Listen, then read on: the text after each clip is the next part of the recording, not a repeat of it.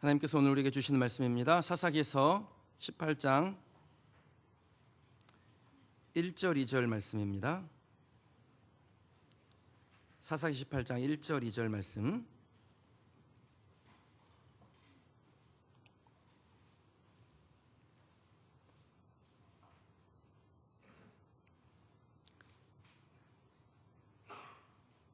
제가 봉독하겠습니다. 18장 1절에서 2절입니다. 그때 이스라엘의 왕이 없었고 단지파는 그때 거주할 기업의 땅을 구하는 중이었으니 이는 그들이 이스라엘 지파 중에서 그때까지 기업을 분배받지 못하였음이라. 단 자손이 소라와 에스다올에서부터 그들의 가족 가운데 용맹스러운 5사람을 보내어 땅을 정탐하고 살피게 하며 그들에게 이르되 너희는 가서 땅을 살펴보라 하매 그들이 에브라임 산지에 가서 미가의 집에 이르러 거기에 유숙하니라. 아멘. 상실의 시대를 끝내라 9번째 시간입니다. 삶의 무게를 이겨내고 형통의 원리를 발견하라 라는 제목으로 하나님의 말씀 증거하도록 하겠습니다. 지난 8개월 동안 제가 신방을 참 열심히 했습니다. 거의 모든 가정을 돌아본 것 같습니다. 피치 못할 사정이 있으신 분들이 좀 계셔서 교회나 사업장에서 이렇게 신방을 받으신 분도 있으시지만 어쨌든 모든 분들을 만나 뵙고 살아가는 이야기를 들었습니다. 신방 기록을 보니까 어떤 분은 저한테 4번 신방 받으신 분도 계시더라고요. 제가 왜 이런 이야기를 할까요? 지난 8개월 동안 저도 열심히 했다는 걸 깨알 같은 자기 자랑을 좀 한번 해보려고요. 저나 여러분이나 신방을 사모하는 분들이 되시길 바랍니다. 귀찮게 여기지 않기로 합니다. 하나님께서 주신 축복의 통로입니다.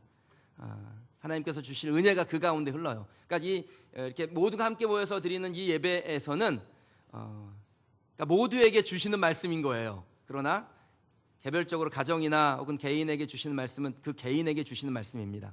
그래서 그 말씀 붙잡고 사실 더 붙들고 기도하는 게 맞습니다. 제가 각 가정을 신방하면서 깜짝 놀란 적이 있습니다. 야, 이 집은 아무 문제 없을 거야 뭐 이렇게 생각하고 갔는데 막상 가서 이야기를 들어보면요 전혀 예상하지 못한 이야기들을 듣게 될 때가 있습니다. 뭐 부부의 불화 문제라든지 재정적인 문제라든지 건강의 문제, 자녀의 아픔, 전형적인 그냥 중산층 가정이네라고 생각했는데 겉보기엔 아무 문제가 없어 보였는데 막상 뚜껑을 열어보니까요 뭐 헉소리 날 정도의 사연이 있는 집들이 간혹 있습니다. 근데 뭐 그분들만 그럴까요? 저는 그렇다고 생각하지 않습니다. 신방 중에 다 내어놓지 않아서 그렇지 사실 우리 모두는 무거운 삶의 무게들을 가지고 있습니다. 저나 여러분이나 선뜻 남에게 이야기할 수 없는 그런 문제들을 가지고 있다는 겁니다. 각자의 삶의 문제가 참 무겁습니다. 약한 모습 보이기 싫어서 이야기하지 않았을 뿐이지 마음의 무거운 짐들을 다 짊어지고 있는 거 아닙니까? 저는 여러분들이 우리 교회에서 짊어지고 있는 그 삶의 무게들, 그 문제들을 하나씩 내려놓는 연습을 해보시길 바랍니다. 한 번에 덜컥하고 다 내려놓으면 제일 좋고요. 근데 그게 안 된다면 하나씩 삶의 문제들을 내려놓는 연습을 하는 것입니다. 여러분 예수님이 어떤 분이십니까? 우리의 수고하고 무거운 짐을 벗겨주시는 분이세요. 그리고 쉽고 가벼운 짐을 주시는 분입니다. 그러니까 수고하고 무거운 짐 벗겨주시고 아무것도 주지 않는 분이 아닙니다. 우리에게 짐을 주시긴 하세요. 그러나 그 짐은 쉽고 가볍다 그랬습니다. 주님께서 우리의 친구 아니세요? 좋은 친구 아닙니까? 혹시 무거운 짐을 지고 계신 분이 계십니까? 지치셨습니까? 주님의 위로를 얻으시기를 축복합니다. 이게 값싼 말로 드리는 위로가 아닙니다. 저는 전에 그런 생각을 한번 해본 적이 있습니다. 참 힘든 분에게 예수님이 위로가 되실 겁니다. 이 말이 정말 저 사람에게 위로가 될 수 있을까? 이런 생각을 해본 적이 있습니다. 제가 그렇게 위로한다고 해서 그 사람의 현실이 당장 달라지는 거 아니지 않습니까? 부도난 회사가 갑자기 벌떡 서는 것도 아니고 암병이 사라지는 것도 아니고 가출한 자녀가 집에 돌아오는 것도 아니고 그러니까 그 위로의 말이 저들에게 정말 위로가 될 수 있을까 그런 생각을 한 적이 있습니다. 그런데요 목회를 하다 보면요 아주 특별한 경험을 할 때가 있어요. 제가 전한 하나님의 말씀에 성령께서 역사하셔서 병이 낫기도 하고 용기를 갖기도 하고 그리고 어떤 신비한 체험을 경험하는 때가 있습니다. 뭔가 이 말로 설명할 수 없는 하나님의 역사가 일어나더라는 겁니다. 저는 그게 하나님의 능력인 줄 믿습니다. 그게 말씀의 힘이죠. 그 하나님의 말씀이 들려질 때 사실 그건 사람이 전하는 거잖아요. 힘을 내세요. 주님이 도와주실 거예요. 이 말 한다고 우리의 삶의 형편이 바뀌지 않을 것 같지요. 그런데 하나님이 일하시더라는 거예요. 우린 잘 몰라요 어떻게 일하실지. 그러나 분명한 건 하나님이 일하시더라는 겁니다. 저는 그 하나님의 일하심을 경험하는 저와 여러분이 되시기를 주님의 이름으로 축원합니다. 곤고한 상황에 계신 여러분에게 전심을 다해서 말씀을 드립니다. 예수님이 희망이시기 때문에 그 예수님으로 인해서 다시 새 힘 얻을 수 있습니다. 예수님으로 인해서 용기를 얻고 기적을 체험하고 삶의 변화를 만들어 가시기를 축복합니다. 예수님 받아들이지 않고 내 힘으로 이 위기를 극복해 보려고 하는 것은요, 정말 가상하기는 한데 그러나 되게 위험한 결정입니다. 예수님 없이 내 삶의 문제를 해결해요? 그거 위험한 결정이에요. 힘든 상황에서 예수님이 주신 위로 없이 문제를 헤쳐나가는 것처럼 위험스럽고 안쓰러운 일도 없습니다. 그럼 바둑 격언에 장고 끝에 악수 둔다라는 말이 있습니다. 어떤 분들은 삶의 무게가 너무 무거워서 이 문제를 어떻게 돌파해 보려고 그냥 가진 애를 쓰죠. 생각하고 내린 결정을 내리는데 도리어 그 결정이 삶의 무게를 더 무겁게 하는 그런 일들을 가끔 봅니다. 혹시 여러분의 모습은 아닌지 모르겠습니다. 혹시 지금 악수를 두고 계신 분이 계십니까? 앞으로 그런 상황에 내몰리게 될 때 여러분 어떻게 하시겠습니까? 오늘 우리에게 주신 하나님의 말씀이 저와 여러분들에게 실마리가 되기를 원합니다. 엉키고 설켜있는 실타래도요, 이렇게 삐쭉 남아있는 실마리 하나를 싹 잡아당기면 이게 줄줄줄줄 풀려나가지요. 꽉 막힌 것 같아요. 그런데 그 실마리 하나 나와있는 거 잘 잡으면은 문제를 푸는 것입니다. 오늘 설교가 여러분에게 실마리가 되기를 주님의 이름으로 축원합니다. 본문에 이스라엘 지파 중에 이 단 지파라는 지파가 등장을 합니다. 단은 야곱의 5번째 아들이었습니다. 근데 이 단이요, 살아갔는데 시작부터 녹록치가 않습니다. 야곱이 죽으면서 아들들에게 그 유언을 남겨요. 예언을 하는데 뭐 다 좋은 말들을 많이 남겨줍니다. 건장한 나귀, 용맹한 사자, 배를 매는 해변, 왕의 수라상, 노인 암사슴, 담을 넘은 가지, 이렇게 좋은 이야기를 많이 해주는데 이 단에게는 무슨 예언을 하냐면 길섭의 뱀이요 샛길의 독사로다, 말구를 물어서 그 탄자를 떨어뜨리게 할지로다, 이런 무시무시한 예언을 해줍니다. 이처럼 인생이 각박할 것이라는 예언을 듣고 시작한 지파라서 그런지 이 단지파는 가나안에 들어가서도 그 일이 쉽게 풀리지가 않았습니다. 각 지파들이 땅을 배정받아서 살아가는데 그 제비를 뽑는데요, 이 단지파는 뽑은 제비가 너무 마음에 안 드는 거예요. 잘 풀리지가 않았습니다. 소라와 에스다올이라는 지역을 배정을 받았는데 그 지역에 아모리 족속이 살고 있었어요. 근데 이 아모리 족속이 얼마나 기운이 센지 힘이 센지 싸움을 잘하는지 도저히 쫓아낼 수가 없었습니다. 도리어 이 아모리 족속에게 쫓겨나서 그만 산지로 내몰리는 그러한 신세가 되어버렸습니다.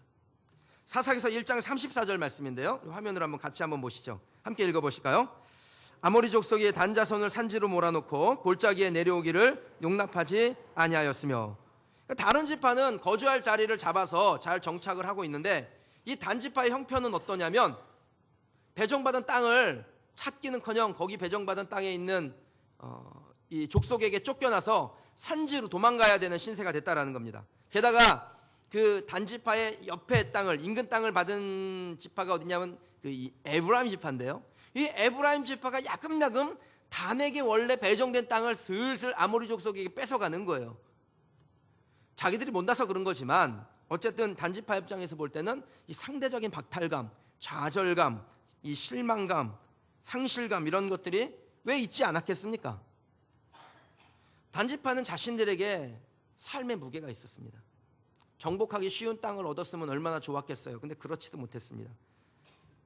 좀 힘든 땅을 얻었어도 죽기 아니면 까무러치기로 그냥 강한 멘탈로 달려들었으면 좋았을 뻔했는데 정신세계도 그렇지가 못한 거예요. 약한 사람들이었습니다.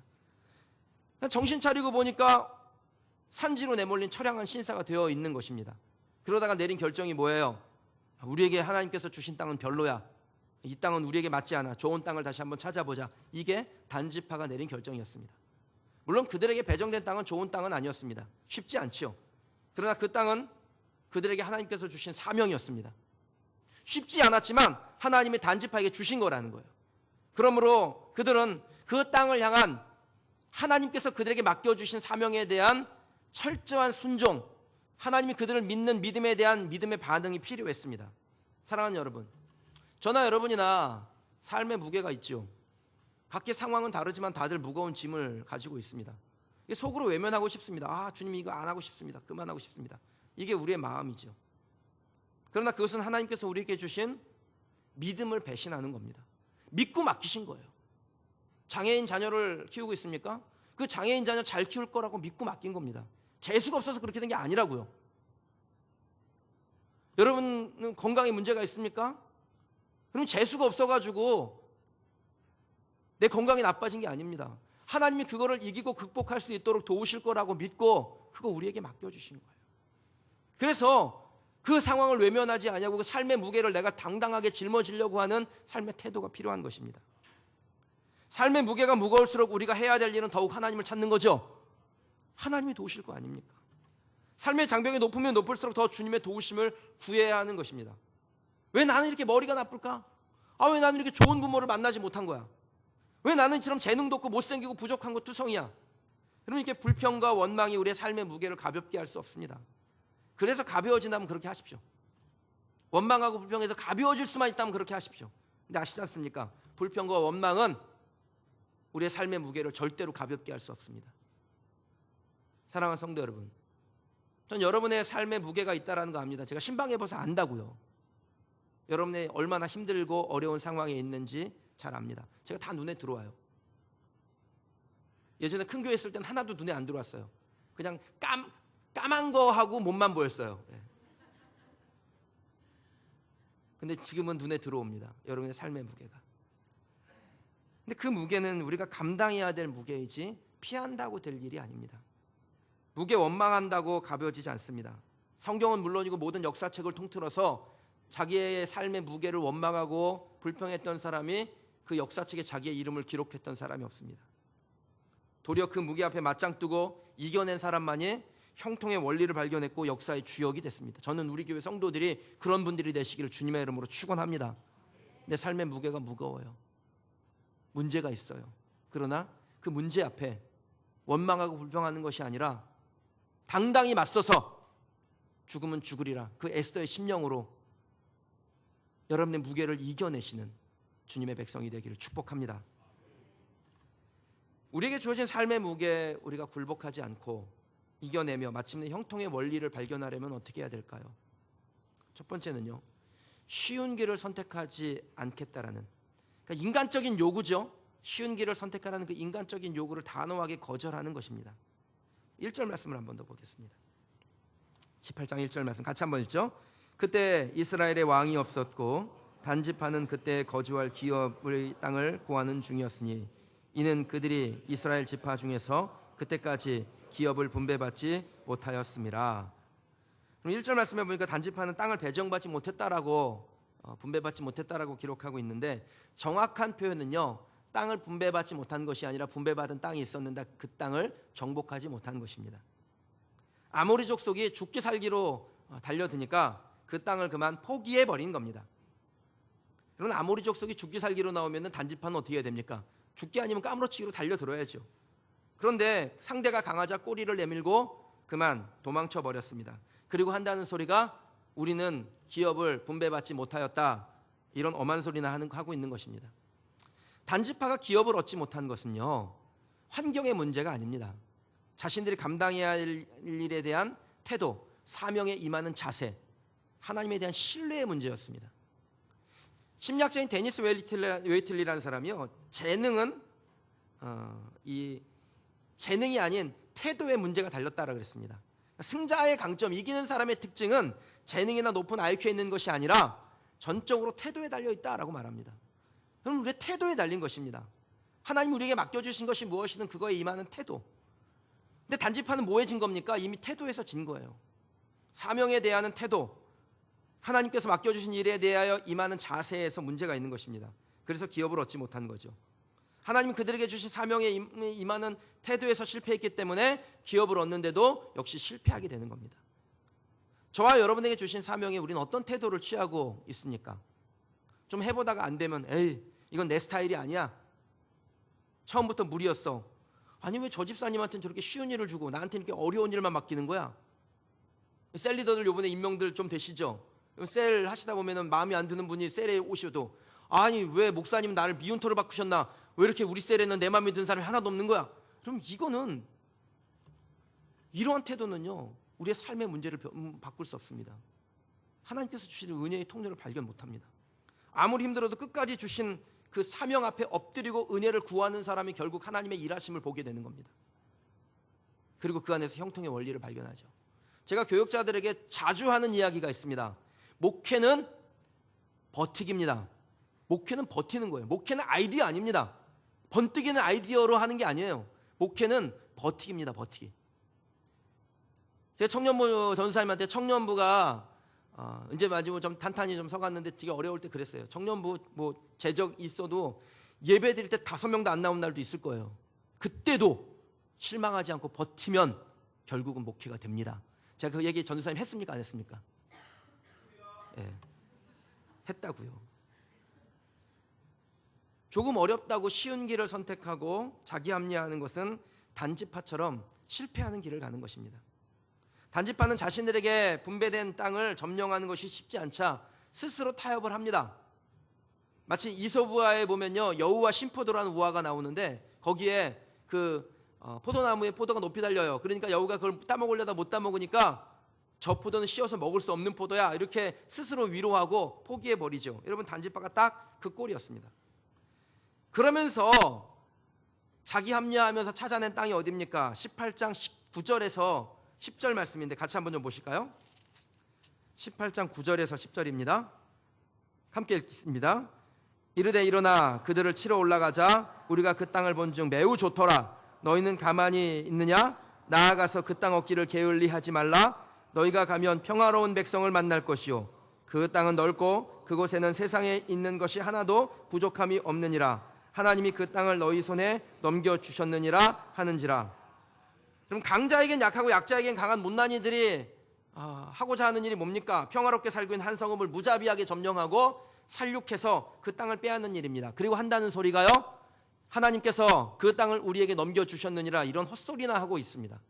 여러분, 단지파에게 그 소라와 에스다오를 준 이유가 무엇이었을까요? 왜 그렇게 어려운 땅을 줬을까요? 여러분, 하나님께서 이 이스라엘 백성들에게 가나안 땅을 주신 것은 거기 가서 잘 먹고 잘 살라고 주신 거 아닙니다. 그 땅이 패역하고 범죄했기 때문에 그 땅을 심판하려는 도구로, 그 땅을 하나님의 나라로 거룩한 곳으로 만들기 위해 이스라엘 백성들을 그곳에 보내는 거예요. 그냥 평안하게 잘 먹고 잘 살라고 그곳 보내는 거 아닙니다. 그러니까 만약에 어려운 문제를 만나고 그 땅을 점령하기 어려운 그런 강한 족속을 만나면 어떻게 해야 됩니까? 하나님께서 주신 사명을 생각해야 되는 거예요. 놀고 먹으려고 이 땅에 온 게 아니다. 내가 여기서 이 땅을 변화시키고 하나님의 거룩한 나라를 세워야 된다라는 사명을 생각해야 되는 겁니다. 근데 단지파는 그걸 못한 겁니다. 놀고 먹고 편한 땅만 찾는 거예요. 정말 하나님께서 이 땅을, 라이스 땅을 단지파에게 주셨을까요? 하나님이 이때 단지파가 행한 만행을 잊어버리셨을까요? 여러분, 하나님은 공의의 하나님이라고 하셨습니다. 죄악을 넘기시는 분이 아니세요. 단지파는 아무 죄도 없는 평화롭게 사는 민족을 살육하고 그 땅을 빼앗은 죄의 대가를 철저하게 받습니다. 그 결과가 진짜 무섭습니다. 한참 후에 봤죠. 요한계시록 7장에 보면요, 하나님의 종으로 구원받은 백성으로 인침받은 14만 4천 명에 대한 말씀이 나옵니다. 근데 그 14만 4천 명이 어떻게 나오냐면 각 지파별로 1만 2천 명씩 인침받습니다. 그런데 그 인침받는 지파 중에 단지파는 빠집니다. 그 단지파 왜 빠졌을까요? 하나님께서 이때 일을 기억하시는 거예요. 주신 사명 망각하고 무자비하게 평화로운 백성을 살육하고 그 땅을 빼앗은 것, 하나님께서 그거 기억하시는 겁니다.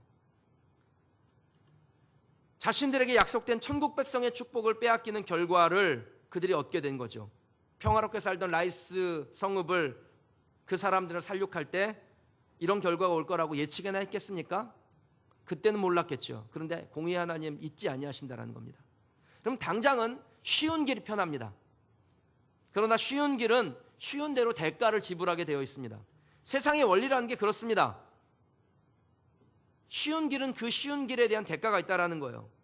우리가 쉬운 길을 선택하면 거의 대부분은 동시에 무엇을 선택해야 되냐면 비윤리를 선택해야 됩니다. 치열하게 보고서 쓰고 입찰하고 경쟁해서 계약 따내는 게 쉽습니까? 뇌물 쓰고 백 써서 계약하는 게 쉽습니까? 당연히 후자가 쉽지요. 근데 후자를 선택한 결과는 도덕적인 비난을 받거나 심지어는 감옥에 가는 그러한 대가를 치러야 된다는 거예요. 쉬운 길을 선택할 땐 그에 합당한 대가가 있습니다. 보응을 받습니다. 어려운 길 선택했다고 생고생만 하는 것도 아닙니다. 사명을 지키기 위해서 어려운 길을 마다하지 않은 사람들에게는 하나님의 동행이라는 선물이 기다리고 있습니다. 그럼 하나님의 동행이 얼마나 놀랍고 정말 다이나믹한 거예요. 대단한 거예요. 그거는 단지파보다요 더 험악한 땅을 배정받은 지파가 있습니다. 유다 지파입니다.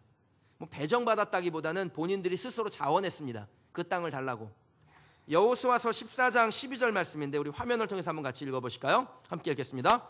그날에 여호와께서 말씀하신 이 산지를 지금 내게 주소서. 당신도 그날에 들으셨거니와 그곳에는 아낙 사람이 있고 그 성읍들은 크고 견고할지라도 여호와께서 함께 하시면 내가 여호와께서 말씀하신 대로 그들을 쫓아내리이다.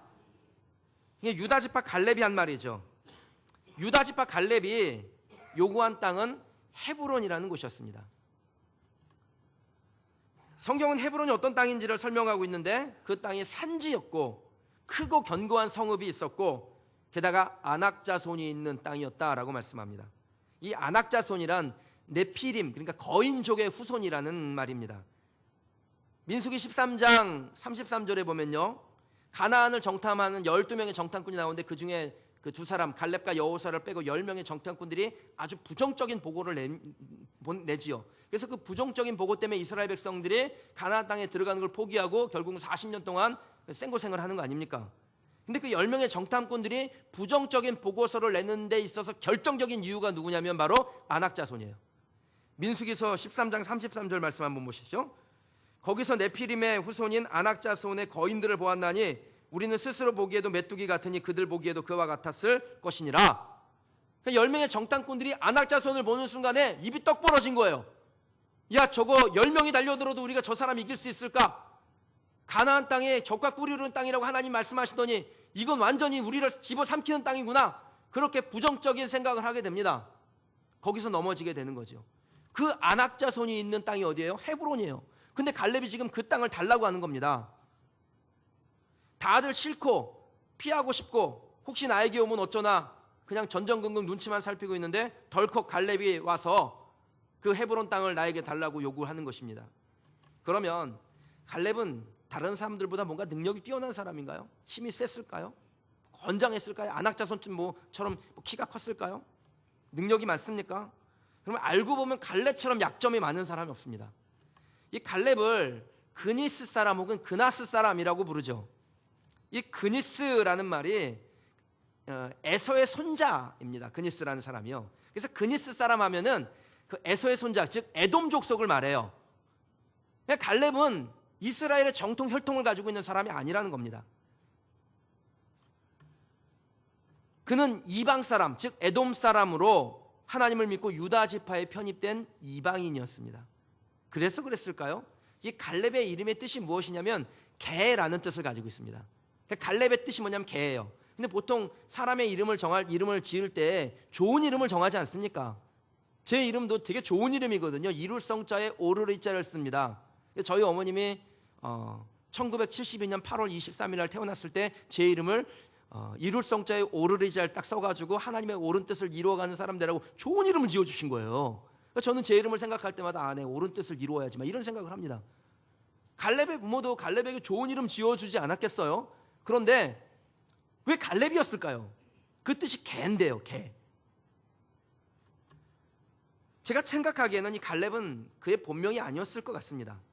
타민족을 경시하는 태도를 가지고 있었던 이 이스라엘 사람들이 이스라엘 민족으로 편입된 이 갈렙, 에돔 사람을 향해서 갈렙, 개라고 부르다가 보니까 어느 날 별명이 굳어져서 그냥 이름이 되어진 것이 아닌가, 좀 그런 생각이 들어요. 어쨌든요, 이 이스라엘 백성들 사이에서 그니스 사람, 에돔 사람으로 이방인으로 살아간다는 것은 굉장한 약점이었습니다.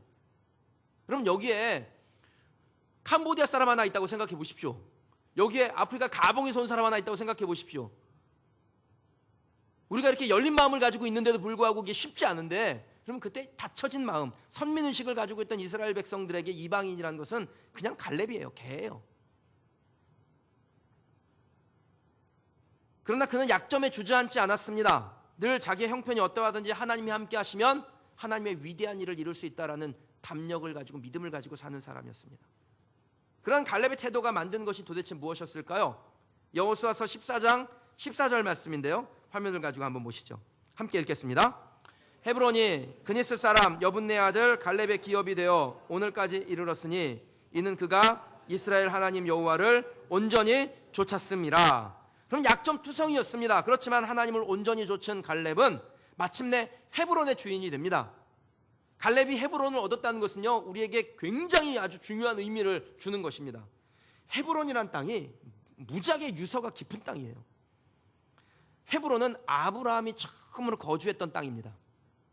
그곳에서 아브라함이 이스라엘, 이삭과 야곱이 그 땅에 살면서 그곳에서 이스라엘이 시작되는 것입니다. 그러니까 헤브론의 주인이 된다는 것은 이스라엘이 시작된 땅의 주인이 된다는 것이고, 이스라엘이 시작된 땅의 주인이 된다는 것은 결국 이스라엘의 주인이 된다는 거예요.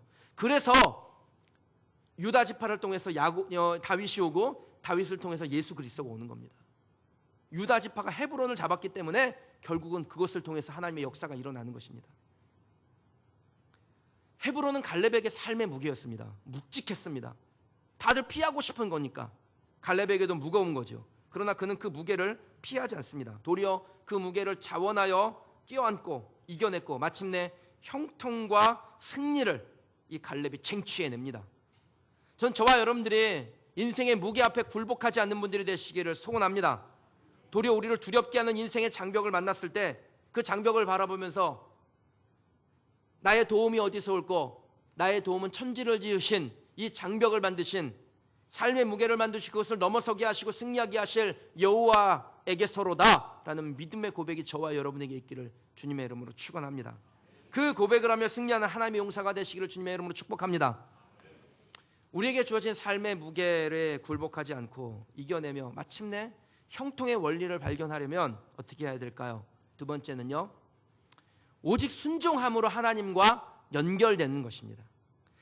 오직 하나님 앞에 순종하며 연결되는 거예요, 하나님과. 그럼 순종이라는 게 뭡니까? 순종이라는 것은 잘 듣는 겁니다.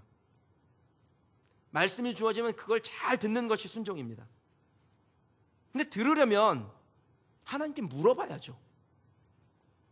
단지파는 하나님께 자신들의 지파가 어떻게 나가야 되는지를 한 번도 물어본 적이 없습니다. 그러니까 들을 수가 없는 것입니다. 묻지 않으면 하나님 말씀 안 하십니다. 말씀하지 않으시면 듣지 못하죠. 듣지 못하면 순종 못합니다. 뭐 순종을 하려도 들은 게 있어야 순종을 할 거 아닙니까? 성경에 실패한 사람들이 많이 나오는데 그 실패한 사람들의 공통점이 뭔지 아세요? 하나님께 잘 묻지 않는다라는 거예요. 묻지도 않으니까 듣지도 못하고, 그러니까 순종 자체가 원천적으로 안 되는 겁니다. 순종이 안 되니까 결국은 실패하게 되는 거죠. 저를 청년 시절에 가르쳤던 목사님이 한 분 계신데요, 그 목사님은 진짜 사소한 것까지도 물어보시는 분이세요, 하나님께. 심지어는 점심 메뉴를 물어보기도 하고 어디 갈 때 이동 수단을 물어보기도 하고 그러는 분이셨습니다. 하나님 단 한 번도 그 목사님에게 점심으로는 설렁탕을 먹거라, 이동을 할 때는 지하철을 타거라, 이런 말씀 안 하셨습니다. 근데 왜 자꾸 물어봤을까요? 그럼 그렇게 사소한 것까지도 자꾸 물어보는 습관이 되어야 진짜 인생의 중요한 걸 딱 만났을 때 하나님께 물어볼 수 있다는 거예요. 여러분은 묻고 시작합니까? 아니면 시작한 후에 묻습니까? 하나님께. 아예 시작하기 전부터 하나님께 해도 되는지 묻고 시작합니까? 아니면 여러분 마음대로 다 해놓고 뒷수습 해달라고 하나님께 가져오는 분들이십니까? 그럼 시작할 때부터 하나님께 묻고 맡기는 분들 되시길 축복합니다. 하나님이 아니라고 하면요, 손 딱 놓는 거예요. 그게 순종입니다. 그래야 하나님과 연결되는 것입니다. 그러면 하나님께서 그 연결된 사람에게는 하나님의 길을 보여주세요. 그걸 보고 형통이라 그러는 거예요. 손 터는 거 아까우시죠? 그동안 노력했는데 이거 손 놔버리는 게 아까우시죠? 그런데 순종하여 그 손을 놔버려서 빈손이 되면 그때 하나님께서 그 빈 곳에 하나님의 것을 채워주세요. 내 걸로 채워놓은 상태에서는 절대로 하나님께 들어갈 자리도 없고 채워지지가 않습니다. 그럼 우리가 순종하지 못하는 이유는 어디에 있습니까? 욕심 때문 아닙니까? 내 욕망이 앞서면 하나님께 순종 못합니다. 베드로전서 1장 14절 15절 말씀이에요. 너희가 순종하는 자식처럼 전에 알지 못하던 때에 따른 너희 사욕을 본받지 말라 그랬습니다. 순종하는 사람은 사욕 본받지 않는 것입니다. 전에 따르던 거요. 오직 너희를 부르신 거룩한 이처럼 너희도 모든 행실에 거룩한 자가 되어야 한다. 이게 하나님의 말씀입니다. 주님의 백성이 된다는 것은 내 사욕을 버리는 것입니다. 주일에 일 조금 더 하면 수입이 더 좋아지죠. 그건 당연한 겁니다. 그게 세상의 원리입니다. 근데 그 세상의 원리 안에는 하나님의 원리는 없는 겁니다. 학생들이 주일에 공부하는 거요. 예배 드리고 남는 시간에 공부하면 되죠. 꼭 예배 시간에 공부하려고 그래요, 애들이. 공부도 안 하면서 런닝맨 보고 있으면서. 그런데 그게 결국은 그 인생을 무너뜨린다라는 거예요. 그게 쌓여서요. 욕심에 눈이 멀면 순종은 뒷전으로 갑니다. 탐이 나지만 얻고 싶지만 주님이 아니라고 하면 손 놓아야 됩니다. 그게 하나님의 형통이에요. 저는 그렇게 하나님께서 놓으라고 할 때 놓는 사람, 그 사람이 빈손을 채워주시는 하나님을 만나게 되고 하나님의 형통을 경험하게 될 줄 믿습니다. 그리고 저와 여러분이 그렇게 되길 주님의 이름으로 축원합니다. 1924년에 그 파리에서 올림픽이 열리는데요. 그 올림픽에서 400m 올림픽 금메달 리스트는 에릭 리들이라는 사람이었습니다. 이게 그 불의 전차라는 영화의 그 이 내용이기도 하지요. 그 에릭 리들의 삶의 이야기를 담은 영화인데 아주 뛰어난 실력의 소유자니까 모두 금메달 딸 걸 의심하지 않았습니다. 예선 통과 잘했습니다. 1등으로. 본선 결승전에 딱 올라갔는데 일정이 갑자기 바뀌는 바람에 결승전이 주일에 열리게 된 거예요. 에릭 리들은 정말 신앙이 좋은 선교사의 아들로서 신앙이 너무 좋았기 때문에 고민을 했습니다. 내가 주일에 예배를 드리러 갈 것인가 아니면은 올림픽에 출전해서 금메달을 따야 될 것인가. 고민하다가 그는 올림픽 금메달 대신 하나님 앞에 예배 드리는 자리로 가겠다라고 결정하고 100m 결승에 참여하는 것을 불참하기로 선언했습니다. 에릭 리들이 결정을 그렇게 내리자 막 난리가 났습니다. 신문에 대서특필 되는 거예요. 옹졸한 신앙인이라고, 조국의 배신자라고 막 그를 비난했습니다. 그리고 그를 대신하여 출전한 그 아브람 헤럴드라는 사람이요, 국민의 성원에 힘입어 100m 우승을 딱 달성하니까요, 이게 한 사람은 찬사를 받고 한 사람은 엄청난 비난을 받는 거예요. 그러나 그는 그 상황에서도 저는 주일에 뛸 수는 없습니다 라고 했던 자기의 신앙을 후회하지 않았습니다. 근데 예기치 않은 일이 다 벌어지게 된 겁니다.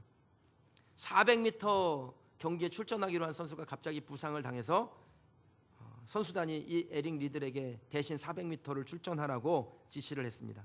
그리고 그 400m에 뛰어들어서 그는 그 당시 세계 신기록인 47조 6이라는 기록으로 금메달을 얻어냅니다. 자기의 주종목도 아닌 단거리 선수가 중거리에 출전해가지고요 금메달을 딸 수 있었냐고, 어떻게 그게 가능하냐고 묻는 사람들에게 그가 이렇게 대답합니다. 처음 200m는 있는 힘껏 달렸고 나머지 200m는 하나님이 주신 힘으로 더욱 힘껏 달렸습니다. 하나님께서 우리가 200m까지밖에 달릴 수 없는 한계를 가지고 있지만 나머지 200m 달리는 건 하나님의 몫이에요. 그걸 보고 은혜라고 해요. 그리고 은혜를 경험한 사람이 하나님의 형통을 보는 것입니다. 이 에릭 리들은 올림픽에서 우승한 다음에 뭐 편안하게 여유롭게 살 수 있었는데 주님이 그에게 새로운 사명을 주십니다. 중국 선교사로 헌신하도록 그를 부르신 겁니다. 모든 사람들이 만류했습니다. 왜냐하면 전쟁의 소문이 들려오니까 중국 땅에 가지 말라고 만류했습니다. 그러나 그는 아버지의 뒤를 이어서 자기가 태어난 땅인 중국을 향해서 갑니다. 주님의 부르심에 순종한 것입니다. 자신을 전송하기 위해서 나온 사람들에게 그는 이렇게 위대한 명언을 남기고 떠났습니다. 세상을 위한 그리스도, 이것이 저의 좌우명입니다. 세상은 그리스도를 필요로 합니다. 그리고 그냥 훌쩍 떠나는 것입니다. 1938년에 중국을 침략한 일본군에게 사로잡혀서 이 에릭 리들이 수용소에 감금을 당합니다. 쥐가 들끓고 전염병이 도는 그 수용소에서 부지런히 복음을 전하고 어려운 이웃들을 살피고 그렇게 최선을 다해서 선교사로서의 사명을 감당합니다. 그렇게 7년이 지난 후에 1945년 2월 21일 뇌종양이 발병해서 그만 수용소에서 목숨을 잃고 맙니다. 세상의 기준으로 보면 참 어리석고 그리고 실패한 삶 같습니다. 그러나 하나님의 기준으로 볼 때, 그 하나님 나라의 기준으로 볼 때 이 에릭 리들처럼 멋있는 인생을 산 사람이 있을까요? 하나님이 보실 때 에릭 리들을 향하여 너는 정말 형통한 삶이로다, 그렇게 그를 칭찬하지 아니하시겠습니까? 여러분, 이 땅에서 편안히 살면서 50평 아파트 땅 내 이름으로 등기하고 에쿠스 그런 거 또 타고 뭐 그런 거, 제가 그런 게 나쁘다는 게 아니에요. 근데 거기에 인생의 목적이 있으면 그건 나쁜 겁니다.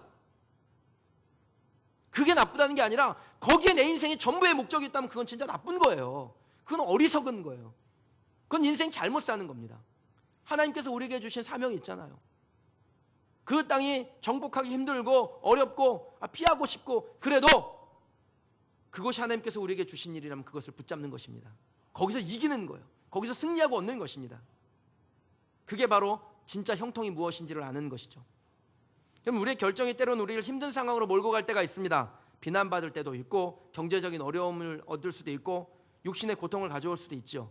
그러나 분명한 것은 우리가 선택한 길이 하나님께 순종이라면, 우리가 그걸 하나님께 순종으로 받아들였다면 그 선택은 항상 옳은 선택입니다. 믿으시기 바랍니다. 그리고 그에 따른 보상도 반드시 있습니다. 단지파는 분명히 인생의 장벽을 가지고 있는 거 맞습니다. 무게가 있어요. 그런데 그 장벽은 좌절용으로 주신 게 아닙니다. 하나님께서 극복용으로 주신 기회였습니다. 하지만 그들은 자신들에게 주신 기회를 제대로 살려내지 못했습니다. 분배받은 땅을 정복하는 것이 어려울 것이라는 그 두려움, 그것을 이겨내지 못하고 쉽게 땅을 얻을 수도 있다는 유혹을 이겨내지 못하고 하나님께 받은 사명을 망각했습니다. 만약에 그들이 그 하나님의 사명에 순종했다면 그들도 거기서 형통의 원리를 발견하게 됐을 것입니다. 그러나 그들은 그렇게 하지 못했습니다. 여러분 어떻게 하시겠습니까? 말씀을 맺습니다. 여러분 닭 아시죠? 닭 모르세요? 병아리 엄마? 네, 알죠? 알면 고개를 끄덕끄덕 하셔야 돼요. 닭이요. 이 닭이요, 그 기억력이 3초 정도 된답니다. 이 닭을 우리에다 딱 가두고 그 앞에다 모이를 주면은요, 꺼꺼꺼꺼 하고 와가지고 모이를 촉촉촉촉 쫓는 거예요. 그때 막대기를 가지고 닭의 머리를 딱 때리면은 꼬꼬닥 하고 머리를 쏙 들립니다. 근데 3초가 지나면 다시 꺼꺼꺼꺼 하고 모이를 쫓아 옵니다. 그래서 머리가 나쁜 사람을 우리가 안 좋은 말로 뭐라 그럽니까? 아니 우리끼리니까 크게 한번 해보세요. 그럼 닭은 저 병아리가 지 새끼인지 이 병아리가 지 새끼인지도 잘 모릅니다. 머리가 기억력이 모자란 동물입니다. 근데 저와 여러분은 닭이 아닙니다. 우리는 사람이잖아요. 기억력이 좋다고요. 기억력이 오랫동안 기억할 수 있는 능력을 하나님 주셨습니다. 그러므로 말씀을 들으면 그 하나님의 말씀이 우리 가운데 오래 기억이 돼야 돼요. 남아야 돼요. 그래서 환경이 우리를 얼마나 억압하든지 우리를 얼마나 두렵게 하든지 하나님의 말씀이 딱 남아가지고 그 말씀으로 이겨내는 겁니다. 그게 형통으로 가는 길입니다. 하나님께서 주신 말씀이 여러분의 심령에 뿌리 박히길 원합니다. 누가 파내려고도 파여지지 않는 하나님의 말씀, 능력의 말씀이 될 줄 믿습니다. 하나님께서 사사기를 통해서 우리에게 주시는 진리의 말씀이 뭡니까? 사사기서 핵심 구절 있잖아요. 그때 왕이 없으므로 각기 사람들이 자기 소견에 옳은 대로 행하였더라. 저와 여러분의 왕이 누굽니까? 예수 그리스도가 저와 여러분의 왕이신 줄 믿습니다. 그것을 잊지 않는 성도가 되시길 바랍니다. 우린 닭이 아니니까. 주님을 왕으로 모시고 삶의 무게가 얼마나 무겁든지 간에 아무리 무거워도 쉬운 길 선택하지 않겠습니다. 주님 주신 사명입니다. 그거 감당하겠습니다. 하나님이 주신 사명 앞에 순종하겠습니다. 이게 저와 여러분의 믿음의 고백이 되기를 주님의 이름으로 축원합니다. 그래서 형통의 길로 가는 저와 여러분 되시길 원합니다. 하나님이 주신 능력을 경험하게 되길 축복합니다. 하나님이 쉬운 길 가지 않는 저와 여러분에게, 순종하는 저와 여러분에게 하나님의 은혜의 통로를 여시고 형통의 길을 여셔서, 경제적인 문제가 있어요? 하나님이 여시고, 건강의 문제가 있어요? 하나님이 여시고, 자녀의 문제가 있습니까? 하나님의 길을 여시는 것을 우리가 믿음으로 쟁취하는 그런 주의 백성이 되길 주님의 이름으로 축원합니다. 시간 같이 한번 좀 찬송하기를 원하는데요, 제가 이 설교를 준비하면서 이 찬송을 좀 불렀습니다. 몇 번. 주님 말씀하시면 내가 나아가리다. 주님 말씀하시면 내가 멈춰서리다. 그럼 이게 순종입니다. 주님 말씀하시면 내가 나아가는 것, 거기에 아모리 족속이 있어도 힘들어도 나아가는 것, 주님 말씀하시면 멈춰서는 것, 그 땅에 라이스 땅에 가면 거기에 땅도 넓고 평화로워서 쉽게 얻을 수 있는데 그거 멈춰서는 것, 그게 형통의 길을 얻는 사람입니다. 이 시간 같이 그 믿음으로 이 찬송 고백하시고 함께 기도하십시다.